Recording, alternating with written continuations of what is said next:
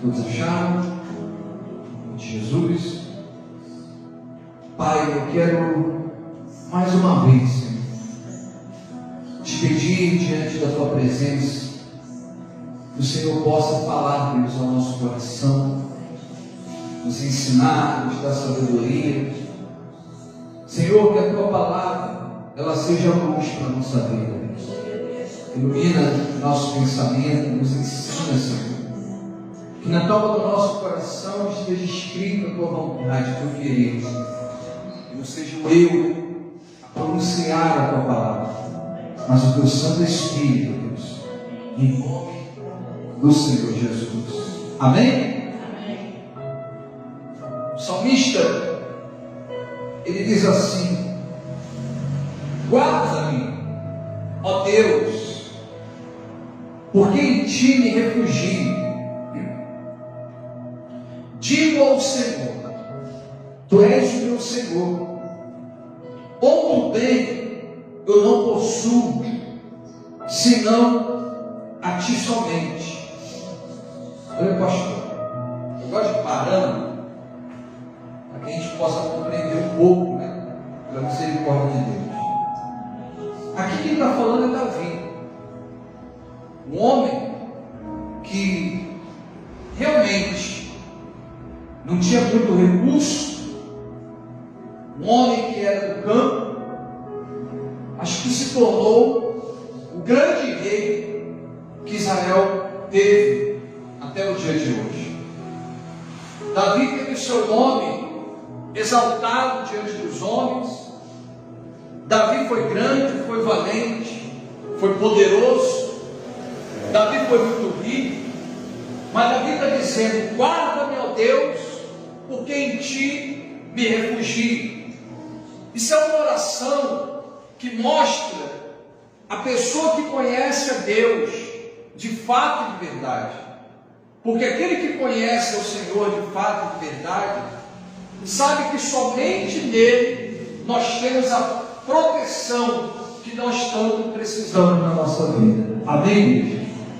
E essa proteção que homem não pode nos dar, em nenhum lugar você pode encontrar, somente nele. Nós estávamos falando aqui de manhã, tem muito a ver também com isso aqui, sobre o profeta Jonas.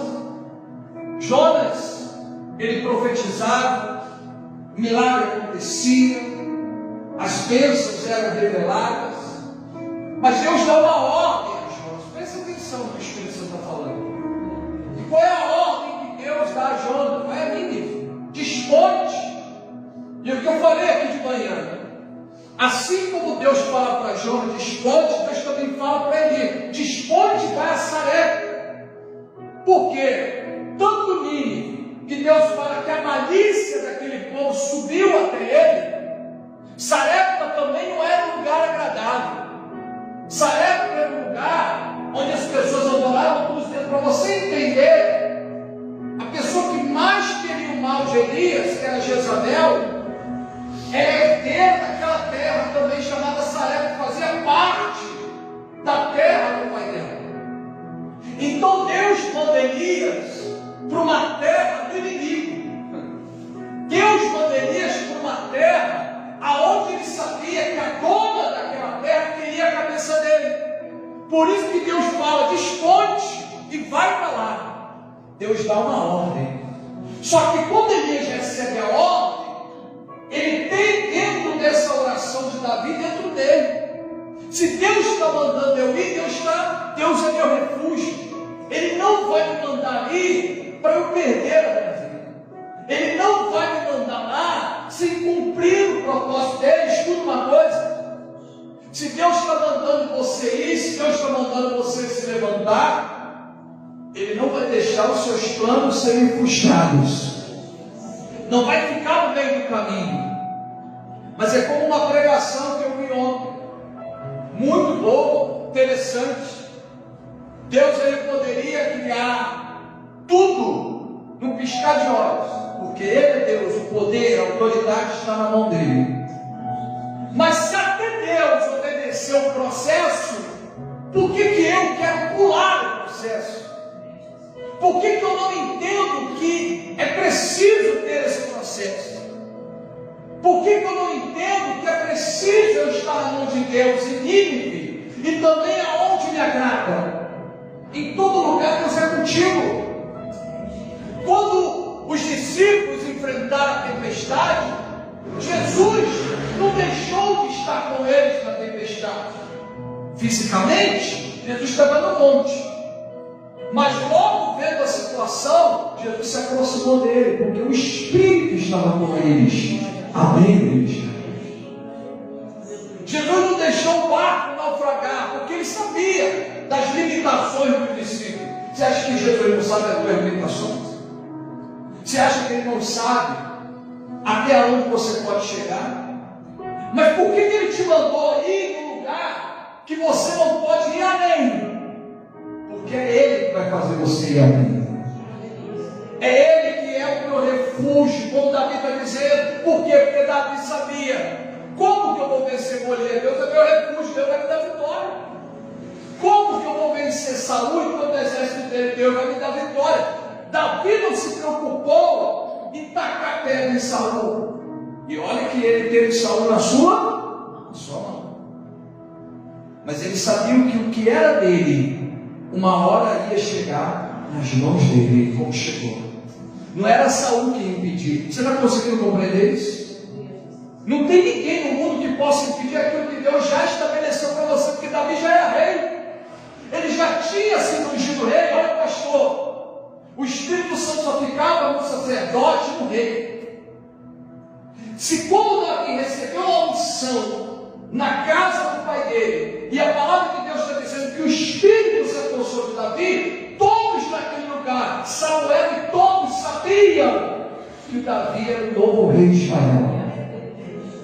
Mas ele não saiu com o Espírito Santo e já foi tomar o trono, não. Ele teve que obedecer o processo. Ele teve que cumprir o processo. Então, ir para Nínive fazia parte do processo para o próprio Jonas. Ir para aquela prisão, ser vendido pelos irmãos, fazia parte do processo sobre a vida de José. Passar por toda a provação que Jó passou, fazia parte do processo. Porque a Bíblia vai me mostrar que quando Jó passa a orar pelos amigos, aí Deus dá tudo para ele todo. Mas por que Deus não deu antes? Porque tinha que ter um processo. Por que Deus permitiu Daniel, que era um homem tão fiel, ser jogado na cova? Porque a cova fazia parte do processo. Ele foi jogado na cova de um jeito, mas saiu da cova de outro. Sadraque, Mesaque e Abednego foram lançados na fornalha de um jeito e saíram de lá totalmente diferente. Então a luta que Deus permite você passar, você entra nela, mas não sai da mesma maneira que entrou. Glorifica o nome de Jesus. Davi tem tudo. Davi tem o que, igreja? Tudo. Mas ele está dizendo aqui: outro bem não possuo senão a ti somente. Tudo que você precisa vem de Deus. Eu ontem, comentando, para quem não está aqui de manhã, comentei, eu falando com a minha esposa, olhando, porque quando você se interage com palavras, você fica preocupado com certas coisas.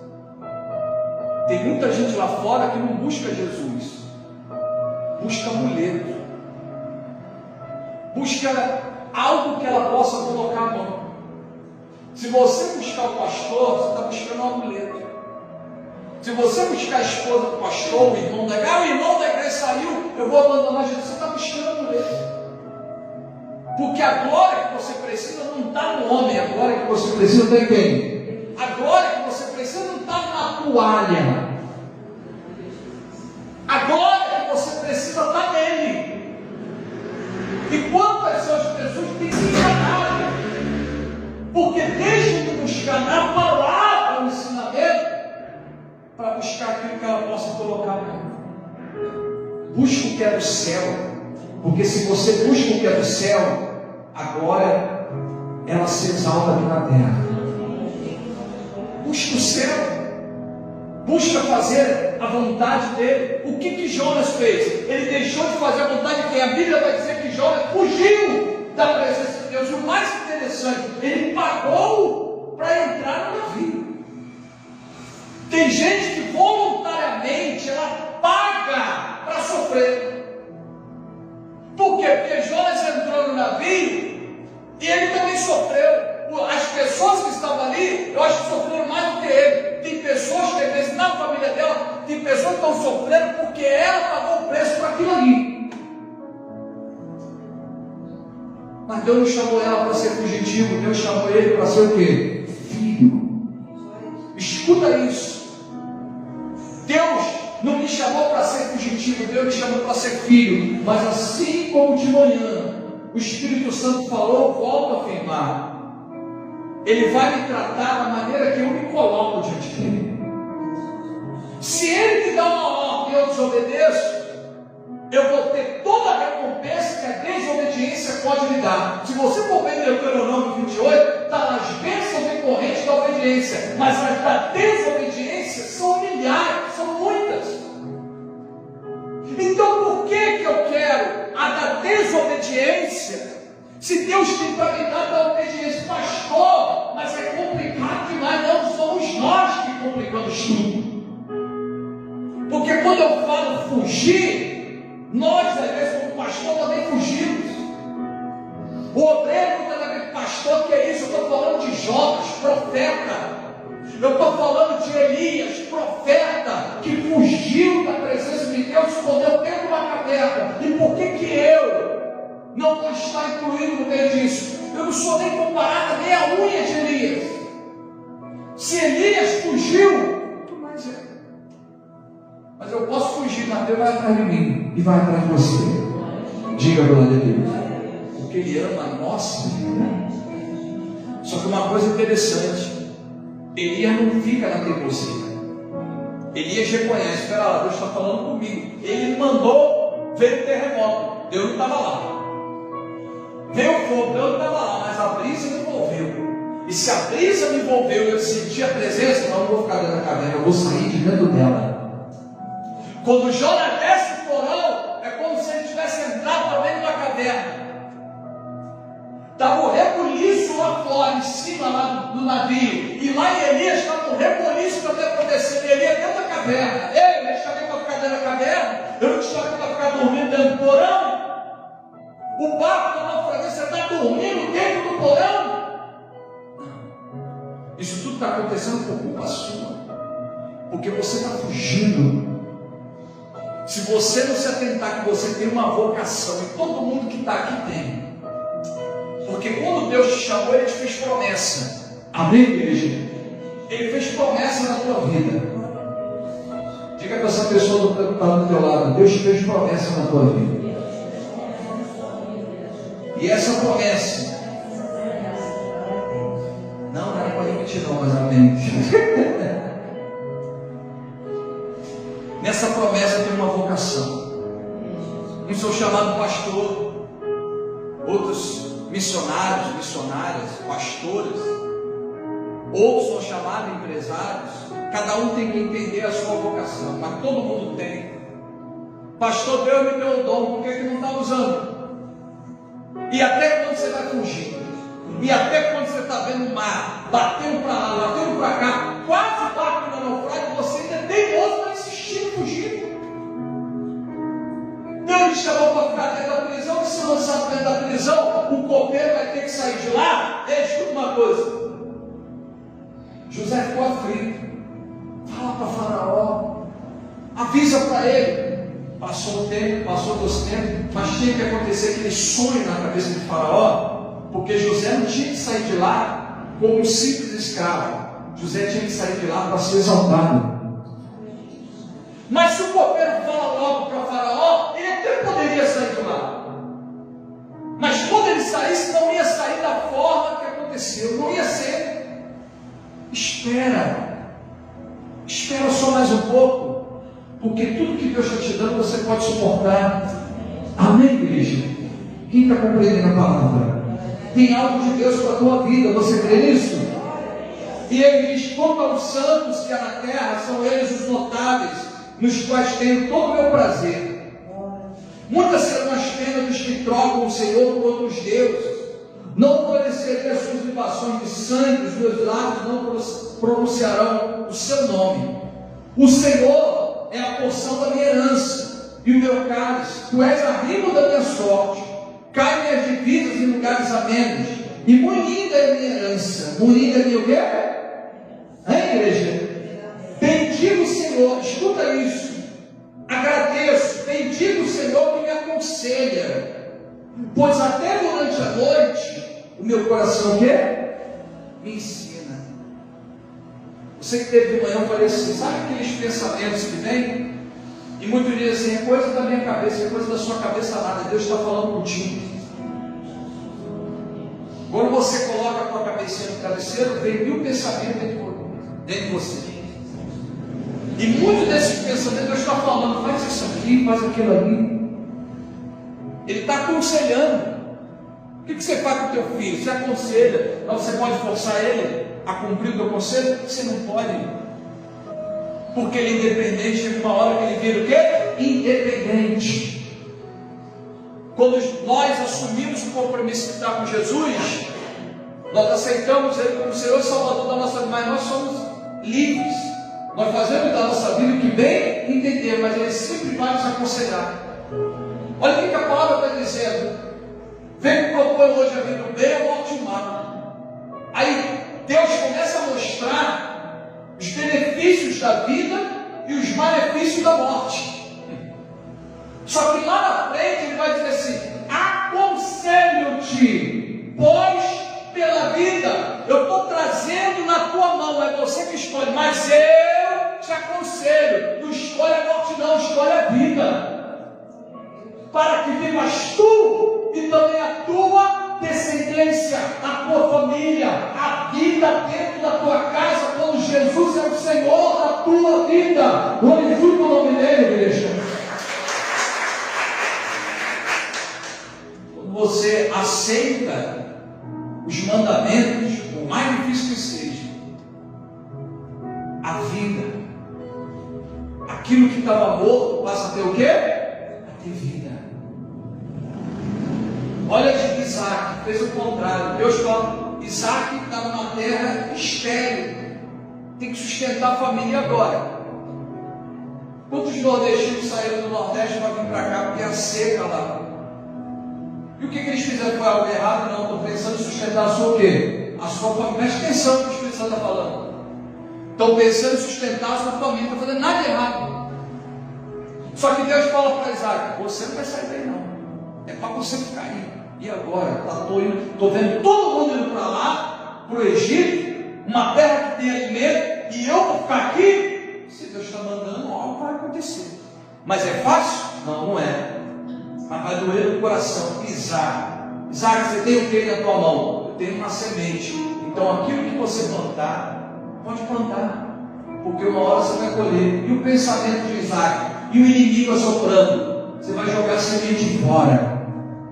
O que você vai estar fazendo não vai ter serventia de nada, porque a terra é estéril. Mas se o dono da terra está mandando plantar, ele vai fazer frutificar nessa terra. Se o dono da terra está mandando você fazer, faz, porque até que o poderia dar errado, vai dar certo. Ele colheu 100 por 1.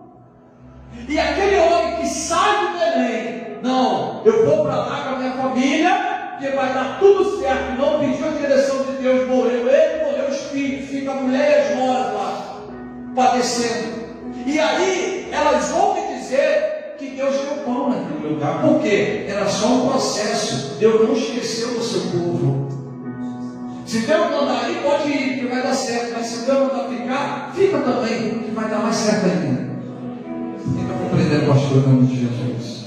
Não se desespera, não. É difícil, né? Às vezes a gente quer tomar uma atitude, se desesperar. Todos nós temos isso. E um dos maiores problemas meu e de muitos de vocês é, sabe o quê? A tal da boa intenção. Deus não trabalha com boa intenção. Deus trabalha com propósito. O propósito não é nosso, o propósito é dele. Eu tive uma boa intenção, pastor. Eu me lembro que eu comecei na igreja. Aí, uma das coisas que mais tirava jovem da igreja era o McDonald's. Mas não trabalho? jovem tem que estar sempre ali. Era um trabalho que sempre tirava o jovem da presença. Muito difícil ficar firme. Mas não, um trabalho, ele teve uma boa intenção. Mas será que se confiássemos em Deus não abriria uma porta que permitiria a gente ficar na presença? Não estou compreendendo, sim ou não? Deus conhece a tua necessidade, a nossa necessidade. Vai ter dia que você vai amanhecer e vai falar, não, tudo que o pastor falou, até eu mesmo. Não, pega lá, não estou aguentando e tal, tem que fazer alguma coisa. Deus fala, calma, meu filho. Calma. Porque eu nunca deixei faltar a provisão da tua vida. Quando está faltando, aparece. Quando a porta se fecha, eu abro outra. Então não se desespera, porque a terra prometida está mais perto do que você imagina. Glorifico o nome dele, no nome de Jesus. Glória a Deus. Aí, Jó está lá, manda chamar Jonas, perdão. E Jonas tem: que Deus é esse? Está acontecendo tudo isso. A quem você serve? Quem é você?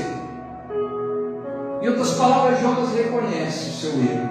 Tudo isso que está acontecendo aí, de ruim, o culpado sou eu. Se vocês estão quase morrendo no meio do mar, eu sou o culpado. E o que deve fazer? Me joga no mar. E quando joga o Jonas no mar, o que acontece? Fica tudo tranquilo, ele é tragado pelo peixe. Aí eu trouxe a memória que Daniel foi jogado também na cova. Mas por que Daniel foi jogado na cova? Porque ele estava fazendo a vontade de quem? De Deus. Então, houve um decreto, ele pagou o preço por causa daquele decreto maligno. E por que Jeremias foi jogado na cisterna? Porque tudo que Deus mandava Jeremias falar, ele ficava com medo. Tem ministro, tem pastor que tem medo de falar com o povo aquilo que Deus manda. Só que uma coisa que eu tenho muito cuidado: até quando eu posso falar com você? Até quando você vai ouvir a palavra que sai da minha boca? Então, se Deus está mandando falar, eu vou falar. Porque eu não sei da tua necessidade, eu não sei o que você passa, eu não sei o que o inimigo está planejando contra você. Eu não sei por que caminho ele quer te levar para te tirar da presença de Deus. Então, se Deus está mandando eu vou falar. Pastor, mas eu não gosto. Você me perdoa se você não gosta. Mas Deus me chamou para isso desde o primeiro dia. Eu nunca me neguei a falar. Mas se você entender que não é eu, é Ele que eu estou falando dentro da palavra, Deus muda a tua história. Deus muda a tua vida. Amém, igreja? Quem está compreendendo em nome de Jesus? Então, Jó reconheceu. Eu tenho que mudar, eu tenho que ser jogado lá. Enquanto Jonas não se arrependeu no ventre do peixe, ele não saiu de lá. Tem situação que muitos de nós somos colocados e tem que reconhecer. Mas não é reconhecer diante dos homens, é reconhecer diante de quem? De Deus. Ninguém estava ouvindo a oração de Jonas, mas Deus estava ouvindo. No coração dos mares, Deus não estava ouvindo o que Jonas estava falando. Não se humilha diante de ninguém, se humilha diante de Deus, porque Ele te tira de lá de baixo, do coração dos mares, e te coloca aqui em cima, somente para glorificar o nome dEle. Glorifica o nome de Jesus. Porque, pois até durante a noite, o meu coração me ensina. Deus está te ensinando nessa noite? Sim ou não? Então, pega tudo que Ele te deu hoje e sai daqui para colocar em prática.